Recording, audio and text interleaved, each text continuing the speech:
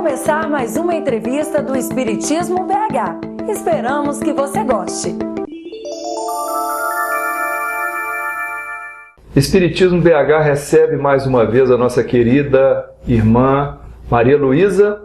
Hoje nós vamos repassar um episódio de uma das curas de Jesus, o cego de nascença.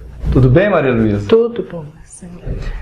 Maria Luísa, as curas de Jesus nos evangelhos devem ser analisadas também sob o enfoque dos seus simbolismos? Sim. Todo o evangelho é carregado de simbolismos. A começar pela própria linguagem. Uma linguagem plástica, simbólica, metafórica. A metáfora e as comparações que o Mestre Jesus emprega quando ele fala: sal da terra, luz do mundo, eu sou a videira, eu sou o bom pastor, eu sou a porta. Nós vamos ter aí uma linguagem nitidamente simbólica e plasticamente muito bela. Pelo fato de ser uma linguagem simbólica, figurada, esta linguagem é atemporal. É por isso que hoje, quase 2000 anos depois, nós lemos os evangelhos e percebemos a atualidade dos seus ensinamentos. E nós vamos perceber que as curas também têm o seu simbolismo. Por exemplo, o homem da mão seca. O homem da mão seca, a mão representando a oportunidade de trabalho, ele tem restituído o movimento da sua mão para que ele se integre na força de trabalho. Que o trabalho é o elemento primordial do processo evolutivo. O paralítico, aquele que estava imóvel, deitado à margem do caminho, ele é curado e recebe imediatamente o convite para levantar e carregar o seu próprio leito, mostrando que a dinâmica da vida passa sempre pelo movimento. O cego, a cegueira psíquica e a cegueira física, como nós vamos ver no episódio que ora nós vamos estudar, caminhavam muitas vezes lado a lado. Mas as curas fazem parte da identificação de Jesus como Messias que haveria de vir. Ele é apresentado no Antigo Testamento sob vários enfoques, mas as curas seriam características da sua missão. Multidões foram curadas por ele. Algumas curas foram individualizadas para servirem de objeto de estudo e reflexão para todos nós. Mas nós vamos perceber que a cura é um elemento de identificação do Messias, daquele espírito luminoso que viria ao nosso planeta com a verdadeira luz que deveria iluminar todos os homens. Notadamente, nós vamos perceber isso quando João já preso, ele pede que os seus discípulos busquem Jesus. Não que João tivesse dúvida de que Jesus fosse o Cristo, o Messias prometido, mas ele queria que os seus discípulos também soubessem. E ele, já preso, envia os discípulos até Jesus para perguntarem se ele era o Messias que haveria de vir. E a resposta de Jesus é muito clara. E dizei a João: os cegos veem, os coxos andam, os leprosos são limpos, e o Evangelho é revelado aos pobres e simples pelo Espírito. Esta resposta de Jesus era exatamente o texto de Isaías, no qual ele falava da missão de um Cristo que viria ao nosso planeta Terra. Maria Luísa, a cura do cego de nascença está descrita nos primeiros 41 versículos do capítulo 9 do Evangelho de João. Então nós precisamos ler os versículos para que você nos ajude com a interpretação. Então eu gostaria de pedir a você que permita que eu faça a leitura dos versículos e você fique encarregada de interpretá-los. Com certeza. Tudo bem? Então vamos lá, vamos trabalhar em dupla desta vez. Então em João capítulo 9, está escrito o seguinte: E passando Jesus, viu um homem cego de nascença. E os seus discípulos lhe perguntaram, dizendo: Rabi, quem pecou, este ou seus pais, para que nascesse cego? Jesus respondeu: Nem ele pecou, nem seus pais, mas foi assim para que se manifestem nele as obras de Deus. Convém que eu faça as obras daquele que me enviou enquanto é dia. A noite vem, quando ninguém pode trabalhar. Enquanto estou no mundo, sou a luz do mundo. Então os discípulos ficaram em dúvida se a cegueira se devia a um erro dos pais ou dele próprio. Porém, Jesus afirma que nenhum nem outro caso se aplica. Explica, por favor. A ideia de doença na antiguidade estava intimamente associada à ideia de faltas de pecados. Essas duas ideias eram ligadas. E os discípulos de Jesus perguntam se a falta seria dos pais. Naquela época não se conhecia da forma como conhecemos hoje através da doutrina, que o filho herda dos pais apenas o corpo físico e as características genéticas. Não herda dos pais nem as conquistas espirituais e nem as faltas que os pais porventura houvessem cometido. É importante nós nos lembrarmos, porém, que pai e filho são usados no Evangelho, notadamente no Evangelho, como ascendentes ou descendentes espirituais da própria pessoa. Por exemplo, quando Jesus se refere aos fariseus, no Evangelho de João também, dizendo a eles: ai de vós que tendes por pai o demônio. Ele dizia o ascendente, a reencarnação anterior, o passado, e o filho, a reencarnação posterior, ou o futuro. Esta ideia de que doença se correlacionava com faltas, ela existe e, sob certo aspecto, ela é verdadeira. Depois de algumas curas, Jesus dizia àqueles que foram curados: ides e não tornes a pecar, para que algo pior não te venha a acontecer. Inúmeras curas são seguidas desta afirmação taxativa feita pelo Mestre Jesus. E se nós formos observar a palavra saúde, sanidade e santidade, estas palavras possuem a mesma raiz. Raiz é aquela parte da palavra que guarda o significado principal. Então se associava a sanidade à santidade. Alguns séculos depois, com o advento da doutrina dos espíritos, este conceito se ampliou. Emmanuel nos fala na questão 92 do livro O Consolador, que saúde para o homem normalmente é o perfeito funcionamento dos órgãos do corpo físico, enquanto que para os espíritos é o perfeito equilíbrio espiritual, ainda que para isso alguns órgãos do corpo físico precisem estar doentes. Esta ideia de sanidade num corpo doente fica claro para nós se nós analisarmos a figura de Francisco de Assis, que desencarna aos 43 anos, cego, coberto de chagas, com uma doença no estômago que não lhe permitia alimentação. E já que falamos em Francisco de Assis, vamos nos lembrar do Francisco Xavier, o nosso Chico, que possuía um corpo profundamente debilitado, mas um espírito cheio de sanidade e de santidade.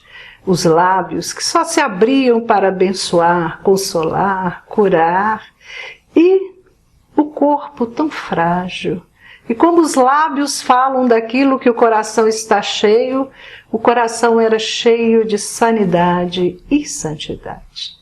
Então, Maria Luísa, não foi herança dos pais, tampouco um processo de resgate. Como explicar, então, essas palavras de Jesus? Aquele cego não estaria num processo de expiação. Expiação seria o resgate de faltas cometidas anteriormente. Ele poderia estar num processo de prova, uma prova para o espírito. Ao longo da nossa evolução, nós vamos passar por processos expiatórios ou por processos probatórios. São etapas pelas quais nós deveremos passar para trabalhar o nosso campo evolutivo. Mas o Mestre Jesus afirma que aquela doença se devia para que a glória de Deus ali fosse manifestada. Era uma prova e o cego poderia ser curado, dando ensejo então ao fato extraordinário da cura de um cego de nascença. Ok, então vamos prosseguir com a leitura, né? Dos versículos seguintes. Tendo dito isto, cuspiu na terra e com a saliva fez lodo e untou com o lodo os olhos do cego. E disse-lhe: vai, lava-te no tanque de Siloé, que significa o enviado. Foi, pois, e lavou-se e voltou vendo.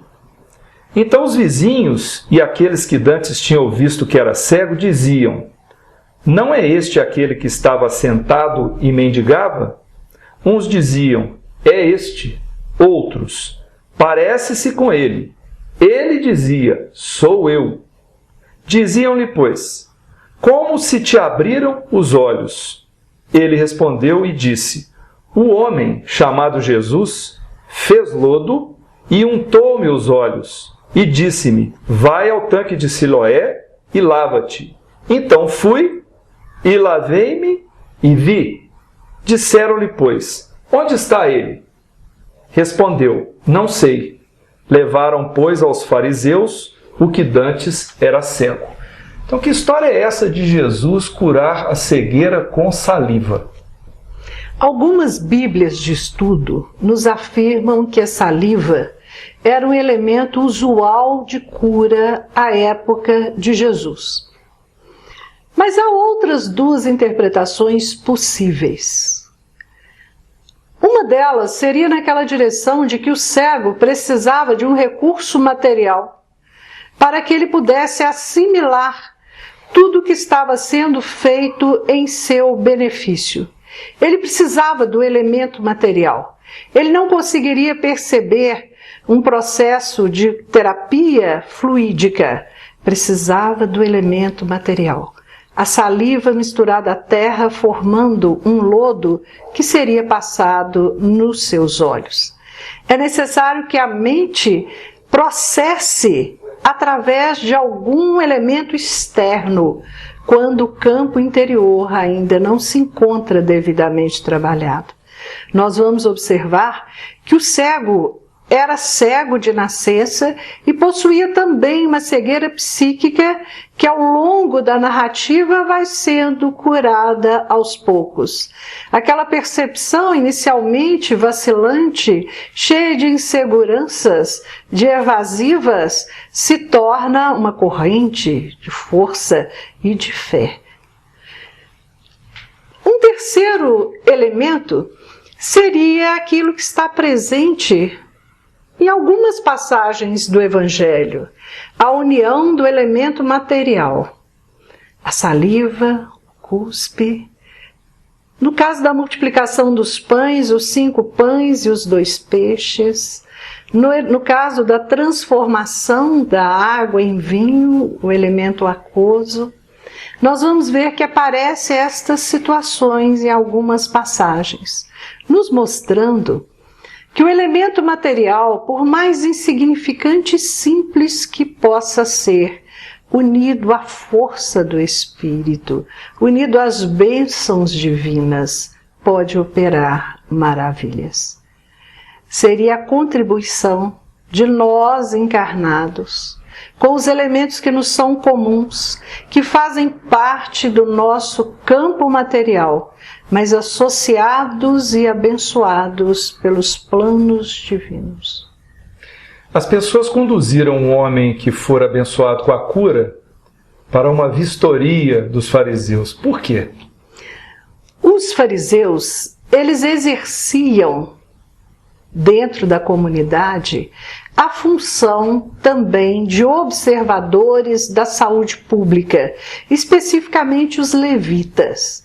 Eles eram os sacerdotes incumbidos, inclusive, de observar as lesões da pele para determinar se eram leprosas ou não, se eram devidas às outras formas de infecção. E eles eram encarregados também de atestar as curas quando elas aconteciam. Atestavam a cura e estipulavam que tipo de sacrifício deveria ser oferecido a Deus em agradecimento pela graça obtida. Por isso eles vistoriavam os doentes.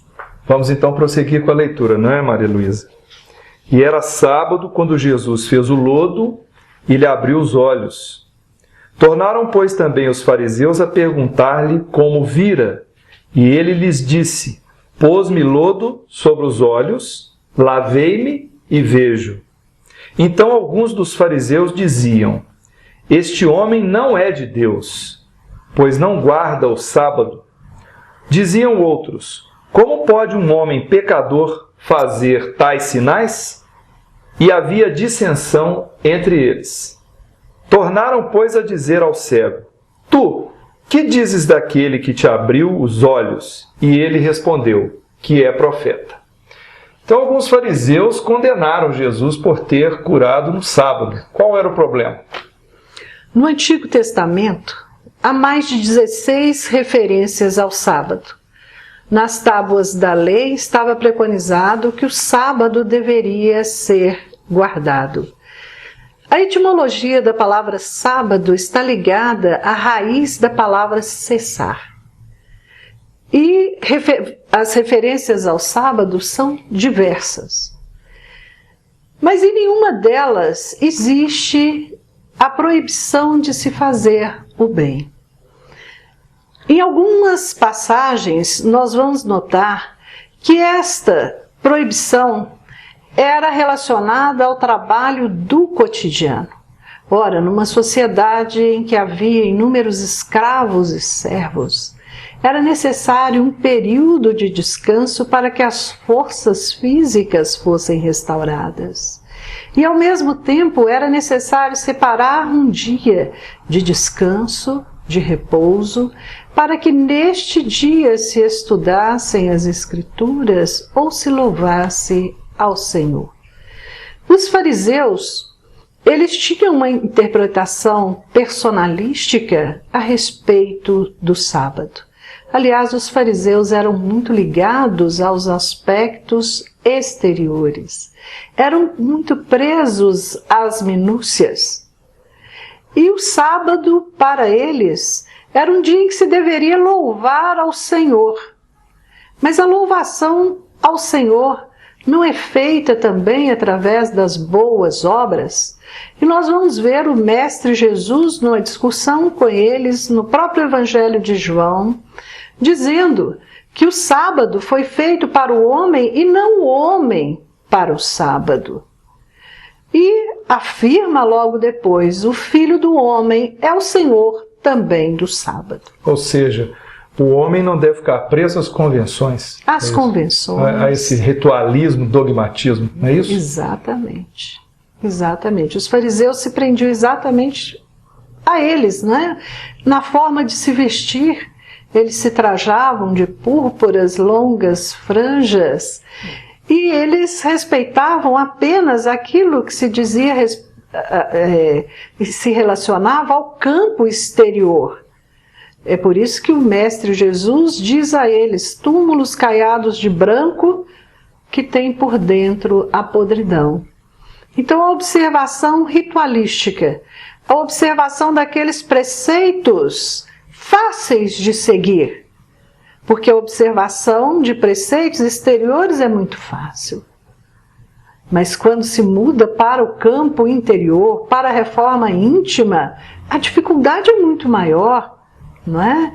Que brilhe a vossa luz diante dos homens, para que, vendo as vossas boas obras, eles possam louvar a Deus. Já nos afirmava Jesus. Há uma afirmação de que Jesus era profeta. Esse moço que foi curado diz, né, que ele era profeta. Em que sentido este termo é usado nos evangelhos e especificamente neste caso? No Antigo Testamento, os profetas eram considerados homens enviados por Deus. Eram os mensageiros, normalmente dotados de amplas faculdades mediúnicas. E eles tinham uma importância não só como intérpretes da lei, como também medianeiros dos espíritos santificados e exerciam funções políticas. Nós vamos vê-los, notadamente Elias, diante dos reis, né? Diante de um rei, Elias se coloca em confronto com a autoridade real. Os profetas também curavam. Eram aqueles que faziam curas. Notadamente Elias e Eliseu. Eram dois profetas dotados da mediunidade de cura. E o moço, curado por Jesus, quando diz que Jesus era profeta, ele se referia a esta característica dos profetas, a possibilidade de curar em nome de Deus. Maria Luísa, vou prosseguir então com a leitura, não é? Os judeus, porém, não creram que ele tivesse sido cego e que agora visse, enquanto não chamaram os pais do que agora via. E perguntaram-lhes, dizendo: é este o vosso filho, que vós dizeis ter nascido cego? Como, pois, vê agora? Seus pais lhe responderam e disseram: sabemos que este é o nosso filho e que nasceu cego. Mas como agora vê, não sabemos. Ou quem lhe tenha aberto os olhos, não sabemos. Tem idade, perguntai-lhe a ele mesmo, e ele falará por si mesmo. Seus pais disseram isto porque temiam os judeus, porquanto já os judeus tinham resolvido que, se alguém confessasse ser ele o Cristo, fosse expulso da sinagoga. Por isso é que seus pais disseram: tem idade, perguntai-lhe a ele mesmo. Então a gente vê claramente um acovardamento dos pais sob a ameaça de excomunhão. Por que isso? A sociedade, o Estado, era um Estado religioso. Ser excomungado possuía também uma conotação política que atrairia para os pais uma série de dificuldades na vida diária. Diante das dificuldades apenas entrevistas, eles se acovardam. Eles se afastam do filho naquele momento e preferem permanecer junto daqueles que não aceitavam o Messias como o Salvador do mundo, ou Jesus como o Messias que haveria de vir. Este acovardamento, ele é muito mais comum entre os homens do que nós julgamos ser possível. O medo é um elemento imobilizante, é um elemento que vai impedir a nossa evolução, que vai nos levar a uma atitude de passividade, de não renovação do campo interior. E os fariseus eram pessoas que intimidavam. Eles eram vistos como seguidores de Moisés, que era considerado o maior profeta para os judeus, que é considerado. E os fariseus eram extremamente autoritários. Eles representavam a verdade. E os pais, recusando-se a penetrar no seu campo interior, a enxergarem que uma nova luz estava chegando ao mundo. Eles preferem, por medo, ficarem de acordo com aquilo que era preconizado.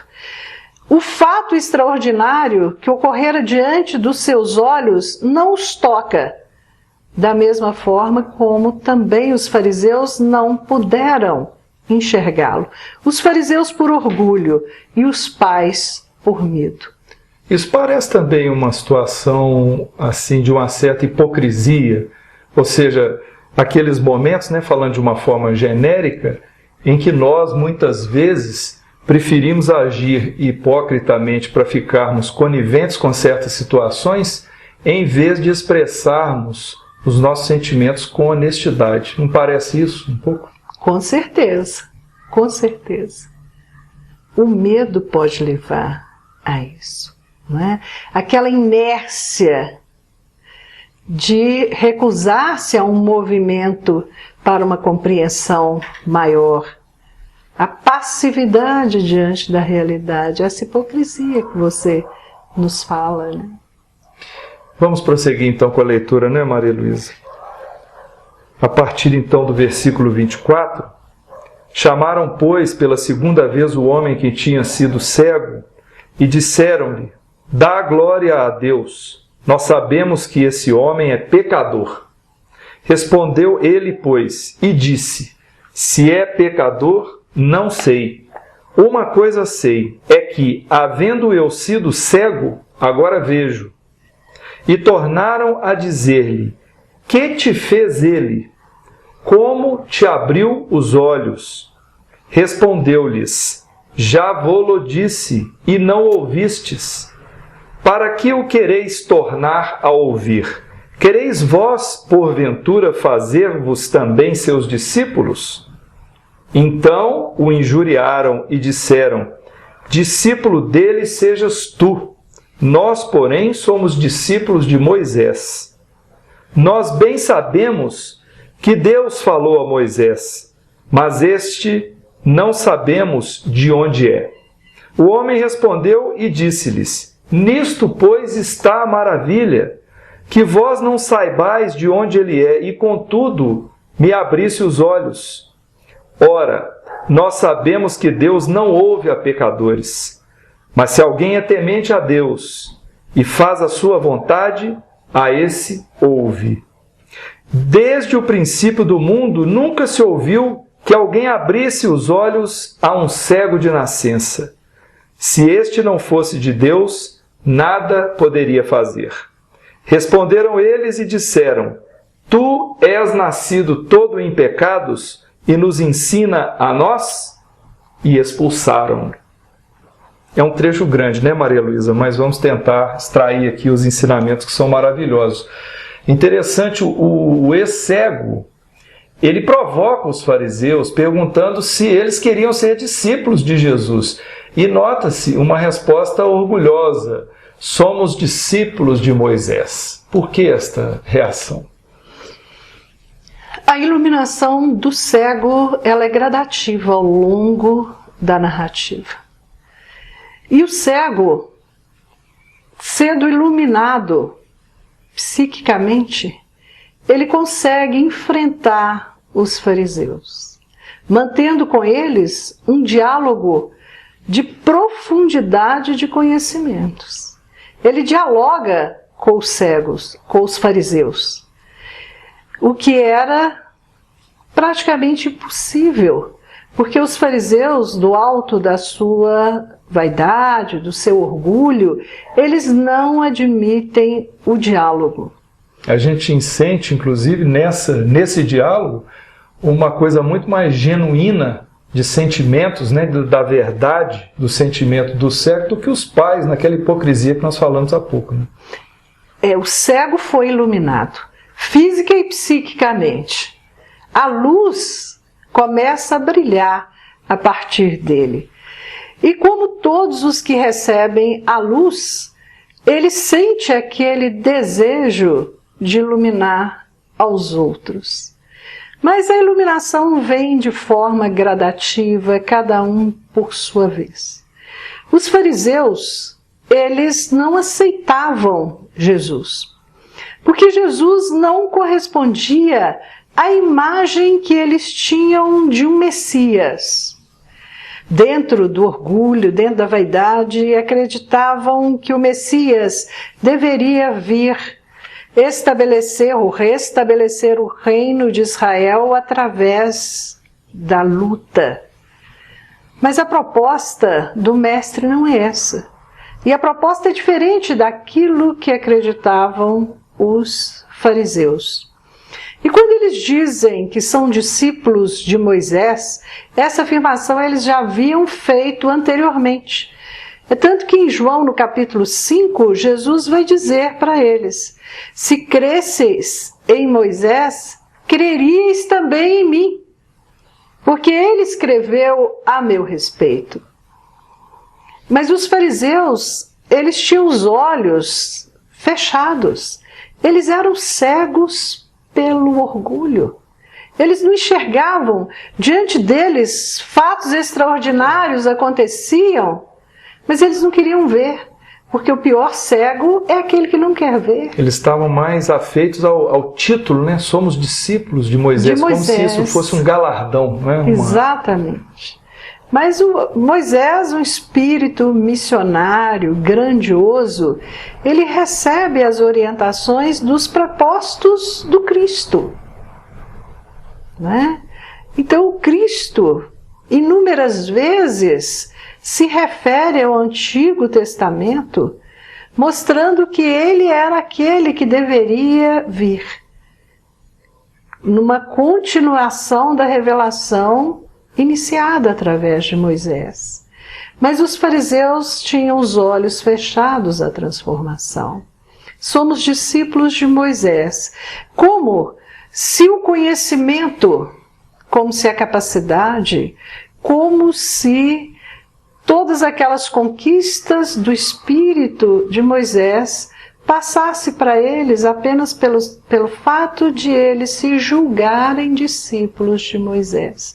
Como se o conhecimento do mestre passasse de forma automática aos discípulos. E não é assim. Ou seja, a maravilha que foi a cura, como você disse, não foi vista, ficou em segundo, não foi vista, plano. Eles não enxergavam, não é? Eles só enxergavam a própria figura. Eles não conseguiam ver aquilo que estava acontecendo de maravilhoso. Maria Luísa, isso é uma manifestação até perigosa para todo religioso, não importa de que linha, filosofia que ele siga. Por exemplo, essa mobilização orgulhosa, né, do evangélico ou do católico ou do espírita. Nós não devemos, como religiosos, nos sentir privilegiados pela religião que nós escolhemos. É essa a linha de raciocínio que deve ser feita? Marcelo, até o próprio Cristo, quando os discípulos dele o procuram dizendo: Senhor, há alguns que curam em seu nome, mas não são dos nossos. A resposta de Jesus é muito clara: deixai-os. Tudo aquilo que não é contra nós é a nosso favor. Em outra passagem, em Marcos, ele vai dizer: todo aquele que não ajunta comigo, espalha.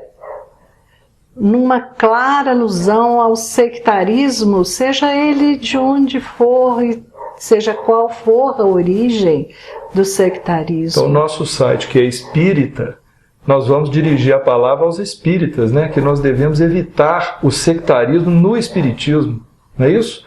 Para que a gente não se sinta superior ou melhor do que os irmãos de outras tendências religiosas. Também, não é?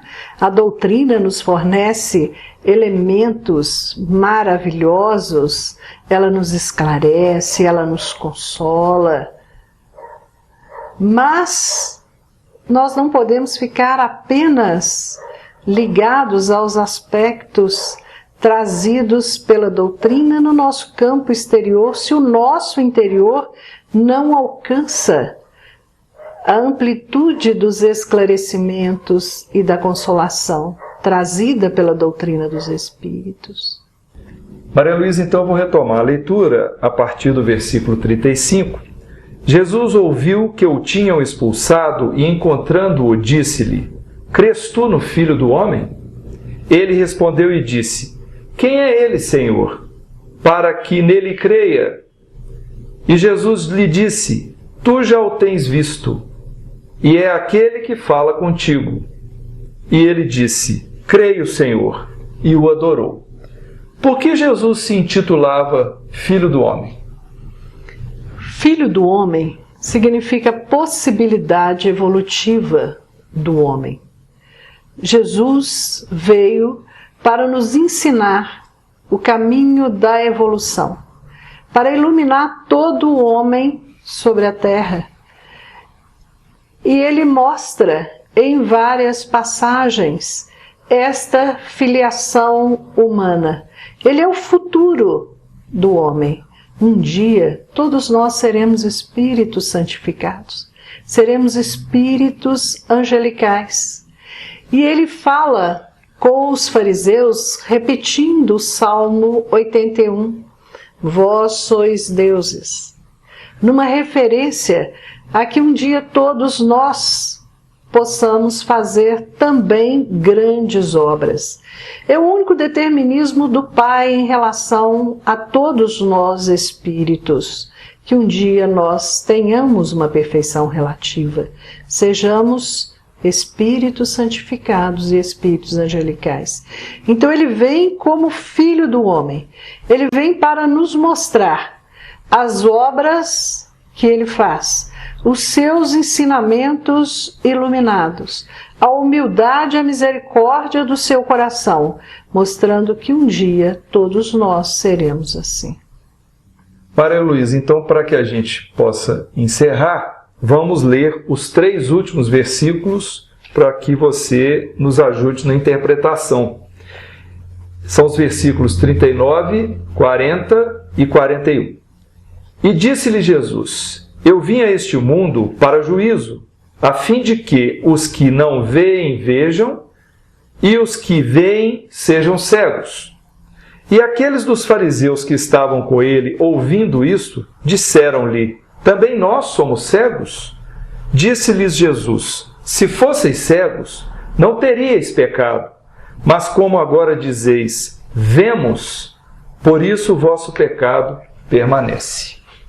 O cego aparece, os fariseus, Jesus os chama de cegos em outras passagens. Eles dizem o cego conduzindo outro cego. E os fariseus, eles possuíam uma cegueira, não a cegueira daquele que não conhece, porque Jesus apresenta para nós aí a cegueira como um elemento que se relaciona à ignorância como falta de conhecimento. Os fariseus não tinham falta de conhecimento. E o conhecimento, ele traz maiores responsabilidades. Por isso é que ele afirma: se fosseis cegos, não teríeis pecado. Porque o cego, aquele que não conhece, ele não tem tanta responsabilidade como aquele que já conhece. Mas ele joga também como cego pelo orgulho e pela vaidade. Os fariseus se perguntam: vós julgais que somos também cegos? Eles fazem parte daquele grupo de cegos que não desejam ver, e não cegos como aqueles que não têm conhecimento. E para aprender, para evoluir, é necessário conhecer a própria desvalia ou a própria ignorância. Eles eram cegos pelo orgulho, mas não eram cegos por não saberem. E quando Jesus fala assim: eu vim para que os cegos vejam e os que veem não vejam. Aqueles que veem, mas são carregados de orgulho, eles se fecham a toda forma de apresentação. Os fariseus eram impermeáveis aos fatos extraordinários, ao verbo iluminado do Mestre Jesus, porque eles eram cegos pelo orgulho. Eles não tinham desejo de aprender, eles acreditavam que já sabiam tudo. E diante da vida, a melhor atitude é a atitude do aprendiz. O aprendiz está aberto ao conhecimento. Aquele que é orgulhoso, que acha que já sabe tudo, ele fecha as portas da mente e não aprende mais. Por isso Jesus disse aqui que para esses que vêm, eles continuarão cegos. Continuarão cegos. E os que não veem, que são os ignorantes de conhecimento, esses, para esses Jesus ilustrados. veio. Porque o primeiro passo das bem-aventuranças, o primeiro passo da autoiluminação é a humildade. Apesar de considerarmos a humildade como a característica mais difícil de se adquirir. E Jesus, falando aos fariseus, ele diz que eles não eram cegos. Aí, numa comparação de cegueira à ignorância, da mesma forma como aparece no capítulo 3 do Apocalipse, a palavra frio, como aquele que não sabe, aquele que não conhece. Não é? Aqui o cego, que não quer ver, que não quer enxergar o que se desenrola diante de si. Então o jogo das palavras, palavra cego, com dois significados diferentes, né? O cego como que não quer ver e o cego como aquele que ainda não tem conhecimento. O não ter conhecimento e reconhecer a sua característica de ignorante é o primeiro passo para a evolução espiritual. Encerramos então a análise do episódio do cego de nascença e agradecemos aqui o apoio, o auxílio, a interpretação da nossa querida Maria Luísa. Eu que agradeço a oportunidade. Ok, muita paz a todos. Então, o que achou desta entrevista? Dê a sua opinião acessando o Fale Conosco. Até breve!